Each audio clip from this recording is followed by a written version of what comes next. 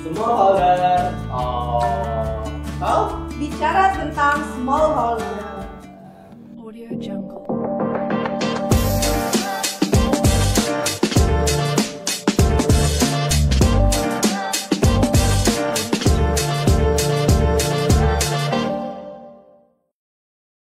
Nah, hari ini kita kedatangan tamu yang sangat istimewa. Siapa dia? Beliau dari Kalimantan Tengah, jauh-jauh datang ke Bogor, gitu kan? Kami perkenalkan ada Pak Sutiana. Tepuk tangan dulu dong. Terima kasih. Ya kan? Nah, biar katanya tambah sayang, tak kenal maka tak sayang. Makanya kita perkenalan dulu Pak Sutiana. Silakan Pak Sutiana berkenalan. Terima kasih Mas Halwan.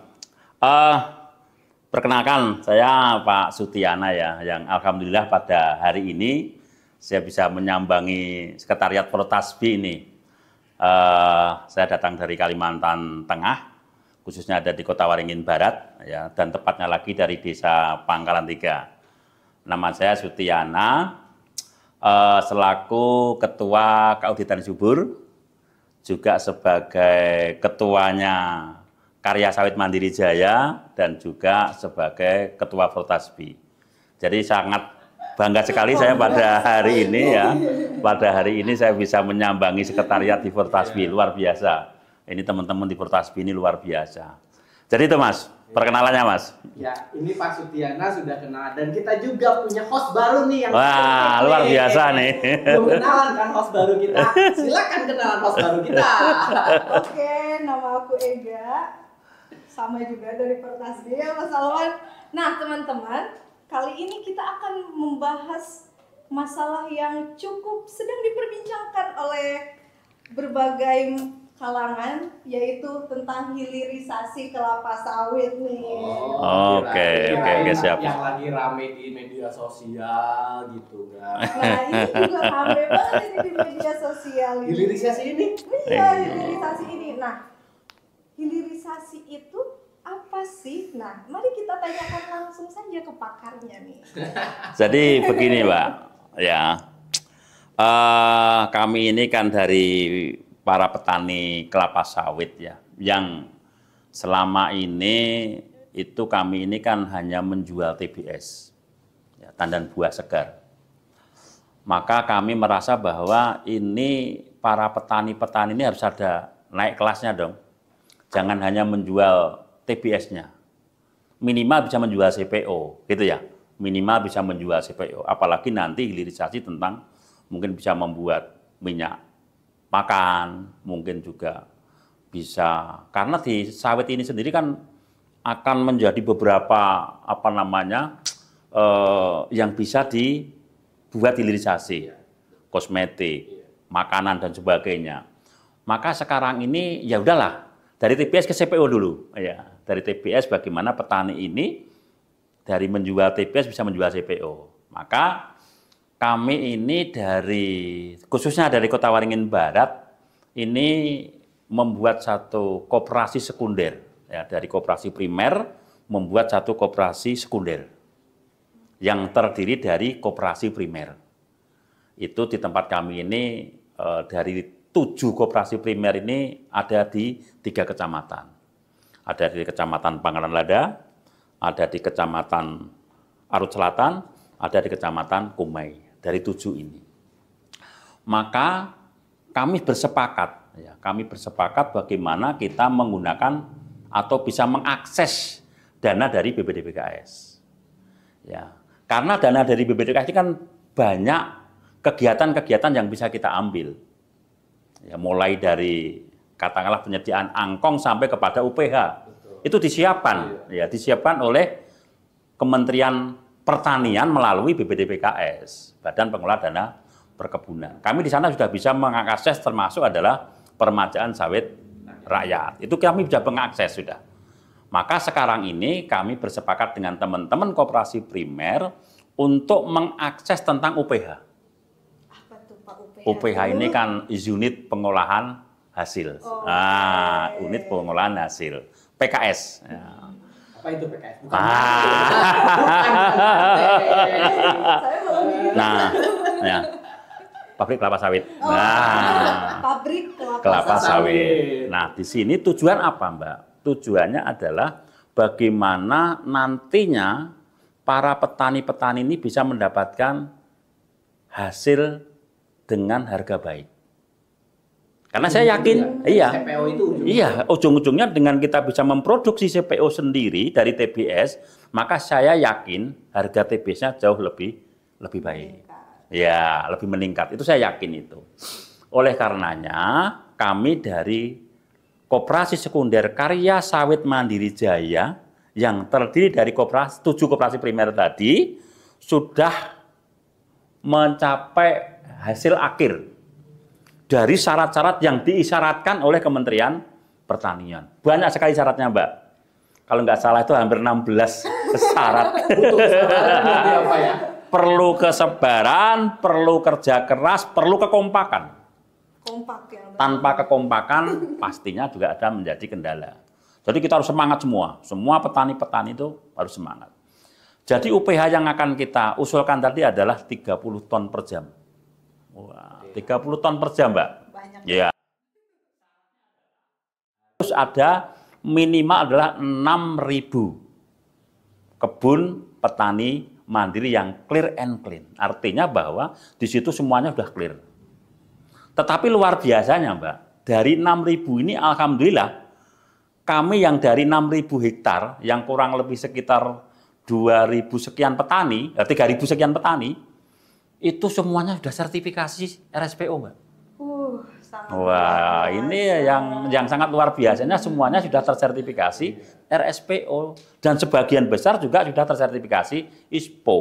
Dan target kami adalah nanti itu semuanya tersertifikasi baik ISPO maupun RSPO. Sehingga Ketelusurannya itu nah ini akan luar biasa dan ini akan menjadi produk hijau, produk yang berkelanjutan. Yang juga teman-teman petani memikirkan tentang lingkungan.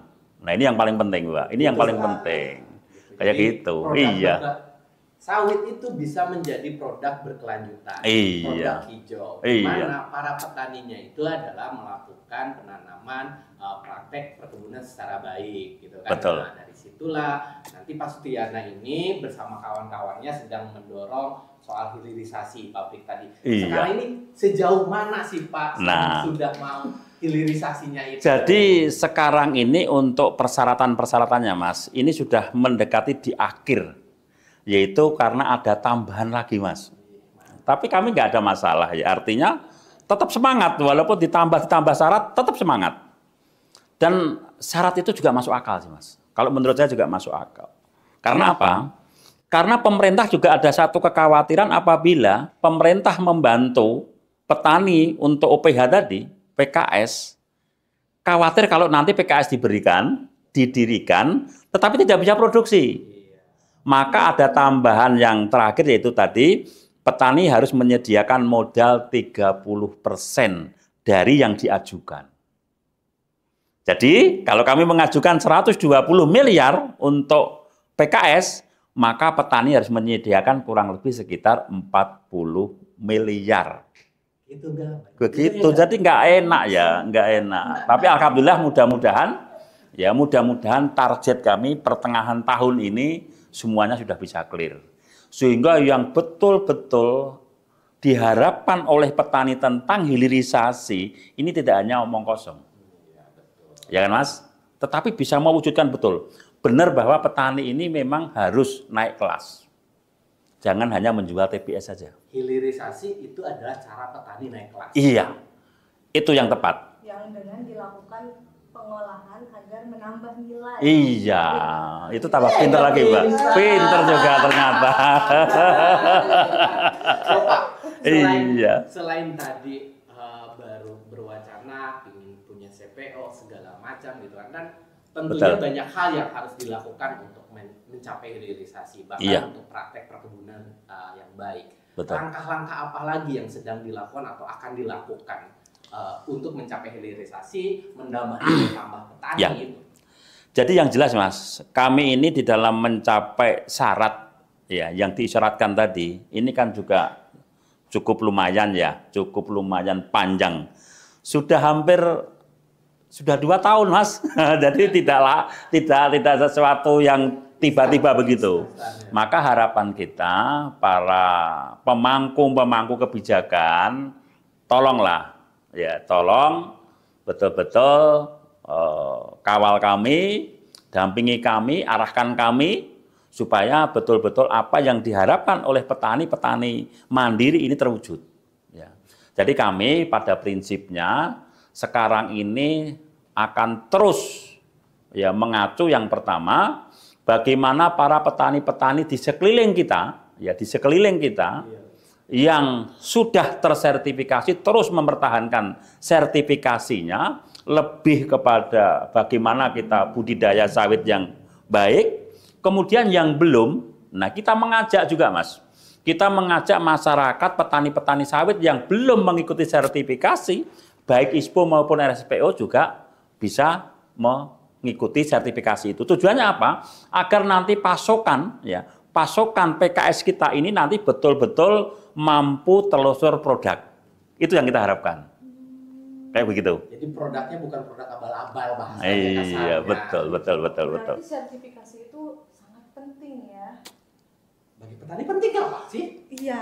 Jadi gini, sebetulnya sertifikasi ini, Mas, ya, jangan hanya melihat sertifikatnya saja, tetapi adalah proses dan hasil daripada sertifikasi. Ya, hasilnya. Kenapa saya katakan hasilnya? Karena di sana, di dalam mendapatkan sertifikasi ini, ada banyak hal yang harus dipenuhi oleh para petani. Tetapi hasilnya itu akan sangat luar biasa. Contoh saja, ya, tentang legalitas. Contoh saja tentang legalitas. Yang mungkin legalitas petani yang selama ini kadang belum jelas. Ya, itu supaya jelas, maka itu ada legalitas yang harus dipenuhi. Ya. Takut sertifikatnya kita ini ternyata SHM-nya kita ini terselip di mana ya. Akhirnya dengan mengikuti sertifikasi maka itu akan dicari. Yang kedua itu tentang produksi sendiri. Ya, tentang produksi sawit yang benar itu seperti apa sih? Oh, kalau saya menurunkan buah mentah ini akibatnya apa? Ternyata menurunkan buah mentah ini resiko terhadap pokok sawitnya itu tinggi sekali. Akhirnya akan tahu. Kan gitu ya? Nah, cara budidaya produksi yang baik tentang bagaimana menurunkan pelepah yang benar, menurunkan buah yang matang yang benar. Ini semuanya akan ada pelatihan-pelatihan. Nah, kalau kita tidak mengikuti sertifikasi, mungkin kita nggak tahu itu. Ya toh? Nggak tahu itu. Yang selanjutnya tentang lingkungan. Ya, tentang lingkungan. Yang kemarin membuang katakanlah limbah-limbah B3 sembarangan, lempar saja. Plastik-plastik kita lempar saja. Dengan adanya pelatihan-pelatihan tentang budidaya sawit yang baik ini, maka kita tahu. Aturan-aturannya kita tahu. Ya tak? Sehingga ini akan mendapatkan keuntungan-keuntungan besar bagi para petani itu sendiri apabila kita mengikuti aturan pemerintah negara kita, ISPO, maupun RSPO. Jadi saya rasa tidak ada ruginya. Justru keuntungan-keuntungan akan didapat oleh para petani itu sendiri. Jadi tidak ada kekhawatiran nanti kalau saya ikut sertifikasi, kalau ini, kalau itu. Tidak ada. Justru malah keuntungan-keuntungan besar yang akan didapatkan oleh para petani itu sendiri. Contoh saja. Ya, setelah kita bisa sertifikasi, ya toh, maka kita bisa mengambil dana BPDKS dengan syarat-syarat yang sudah terlengkapi tadi. Seperti itu, Mbak. Jadi memudahkan untuk mengambil dana-dana terutama BPPS karena syaratnya sudah dipenuhi saat sertifikasi. Betul sekali, Mas. Gitu. Betul sekali. Jadi nggak capek-capek. Iya. Dan juga menjadi jaminan bahwasannya ketika suatu pertanian itu sudah tersertifikasi, maka Betul. itu sudah menjamin kualitas. Iya, daripada itu kelapa yang sawit pas, itu Mbak. sendiri. Betul. Gitu ya. Betul. Nah, ada pertanyaan lagi nggak gitu yang bikin penasaran? Ya, silakan. Gitu kan soal hilirisasi, soal Iya. kebun.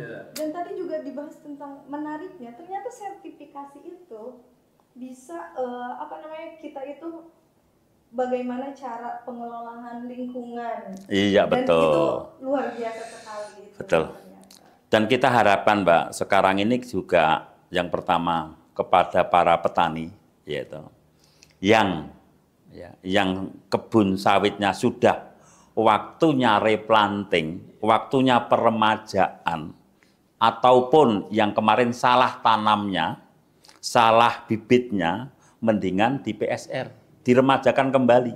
Tujuannya apa? Agar mendapatkan produksi yang maksimal. Nah sekarang ini kan sangat luar biasa Mas. Sekarang ini dulu dari 25 juta, 30 juta, dan sekarang sudah 60 juta. Ini yang sangat luar biasa. Artinya semua kebutuhan-kebutuhan petani ini sebetulnya sudah disiapkan, dibantu pemerintah melalui BPDPKS. Cuman itu tadi, permasalahannya harus memenuhi persyaratan-persyaratan yang diisyaratkan tadi. Itu. Wow. Nah, kalau untuk memenuhi persyaratan, karena sudah sertifikasi, berarti dokumen-dokumennya Iya, sudah itu. 80%. Iya. Itu tinggal menambal yang Iya. belum ya Pak ya. Hampir syarat yang diisyaratkan di BPDPKS itu, hampir yang diisyaratkan untuk sertifikasi, Mas. Iya, Mbak. Di sana tentang legalitas, kemudian tentang apa namanya koordinatnya kebunnya, foto udaranya, semuanya sudah lengkap.